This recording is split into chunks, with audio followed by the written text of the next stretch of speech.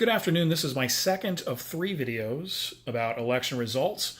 And this one is races that not really necessarily getting a lot of talk about, but if something else happens, these elections may be very, very important going in the future. So like and subscribe and comment below.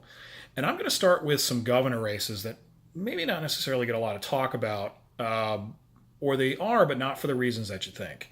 So all of the states that had in the Great Lakes that had an election, Democrats won all of them except the state of Ohio.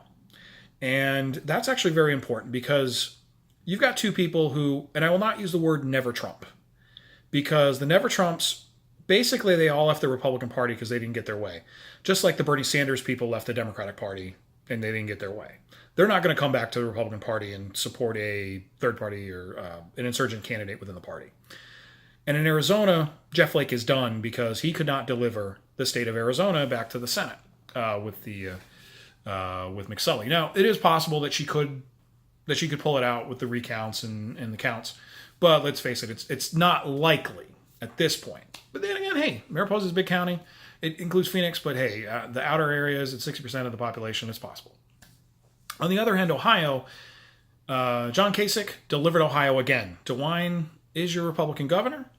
And while they didn't win the Senate seat, it wasn't a loss. It was, no harm, no foul, no gain. He can, if he wants to pick up the mantle to be the replace Trump in the Republican Party, he can use this as the springboard. Now, he's going to need some help. He's going to have to get something in Iowa. Iowa stayed Republican. That is a big change. It doesn't get a lot of talk because it stayed Republican. So there is a path, but it's not a great path. But if he does want to run and he chooses to run as a Republican, he has a small but potential shot. Now, if he does run as a Republican, Donald Trump will not be president of the United States because since 1948, no one has survived a challenge within our own party. And many times they don't even make it out of the primary. 68 with LBJ, 52 with Truman. Truman's the last one to survive in 48 with a Democratic primary. Now, some other races that may matter in the future, but not necessarily today, one of which is in Minnesota. Now, Minnesota State Senate flipped back to Republican. The state Senate is something weird. They have 4-year terms. They elect in years that end in 2, 6, and 0. There was one special election. It now is a Republican state Senate again. They have an election in 2 years. It's a 2-year term, and that's what's going to decide redistricting. Democrats control the state house bigly. And how they work in Minnesota is for every state senator, there are 2 and only 2 House members. House districts do not cross into other areas. So if the Democrats can pick up that state Senate seat, they will have a run on everything. If they don't, then you could have some major contention. Now, what does not get a lot of talk is that Minnesota was the one state in which Republicans actually won seats from Democrats at the congressional level. I don't know if it's going to pan out that they're actually going to net any, but they did pick up Democratic House seats. There are some Republican House seats that did flip Democrat, but there's a possibility with recounts that they could net one. At the very least, they did flip some to Republican and others flip Democrat. So Minnesota is a hotbed potentially for redistricting. And if in 2 years they can keep their gains, then, hey, redistrict fun is going to happen in Minnesota. On the redistricting kick, you can go over to the state of Wisconsin. And this is going to be a little bit more into the last video that I do. But Wisconsin is important not for redistricting, but for the governor, because any chance of that not Trump coming from Scott Walker is dead. He didn't win re-election.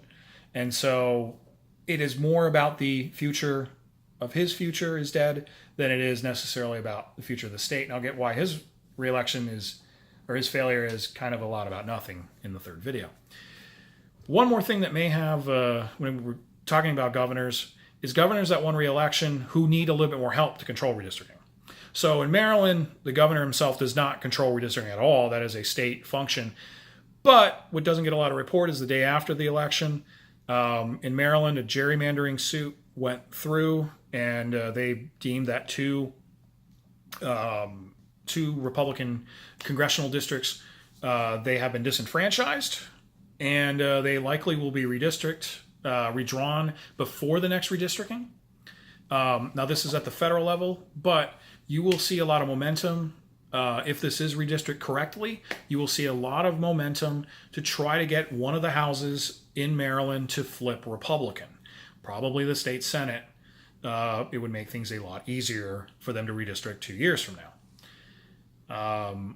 Also on that kick is Massachusetts. Now, again, the election of a Republican in Massachusetts is always a shock to people that there are Republicans in Massachusetts, and they seem to always get elected governor. So there's like one Republican every year, and they win governorship.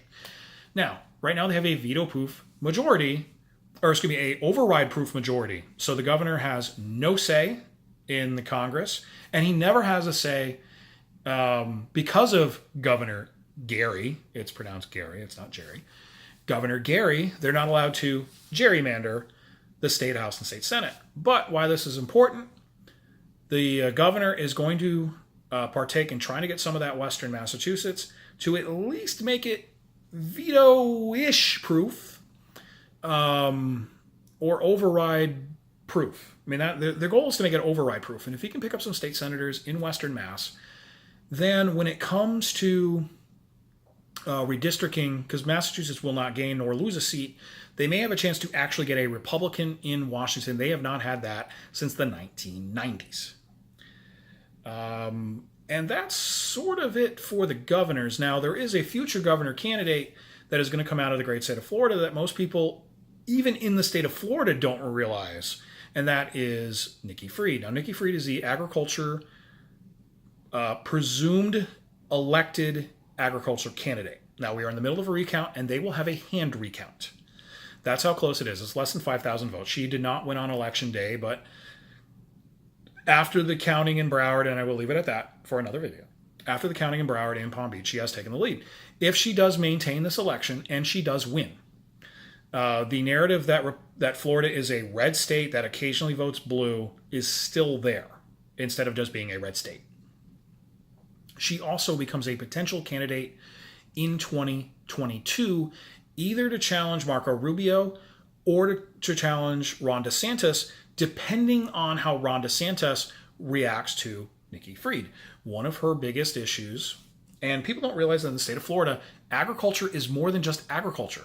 It's not just you put your name on the, when you're pumping gas, you have the agriculture commissioner's name on there. It's a ton of government business services, including marijuana. And Nikki Fried led a campaign. It was basically, we have a Florida law. It's supposed to be legal, and it's getting rear-ended. Vote for me, and I will make it much more easier to get pot grown and developed here for medical uses.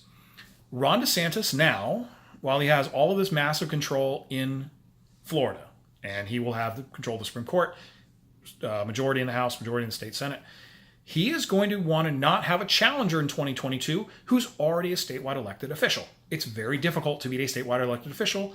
Ask, hopefully at the end of this recount sometime, former Senator Bill Nelson. It's very hard to run against a statewide elected office. Okay? Governor Scott has done it twice. He's beaten statewide kind of three if you count Charlie Crist. But it's really tough. So he will probably liberalize pot rules because it makes the most sense for his political future. And if he does, Nikki Fried, if she wants to get a higher office, I don't think she wants to be the agriculture commissioner. I think you're from Broward. I don't think she's really going, yeah, I want to be the head of going to tractor pulls for half my day. She will make a run on Marco Rubio. And again, it's very hard to beat a statewide officer. And in 2022, if the Democrats do not have a major Democratic candidate, which I don't think they will at this point, I don't think that they will necessarily have a strong candidate for the governor. If she chooses to run for the Senate, Marco Rubio's in trouble in 2022 because Nikki Fried is young, energetic, and wants it.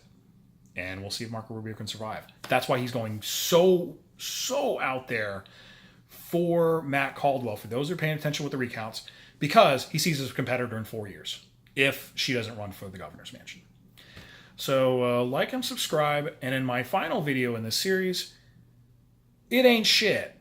These are elections that look like they meant a lot and really didn't.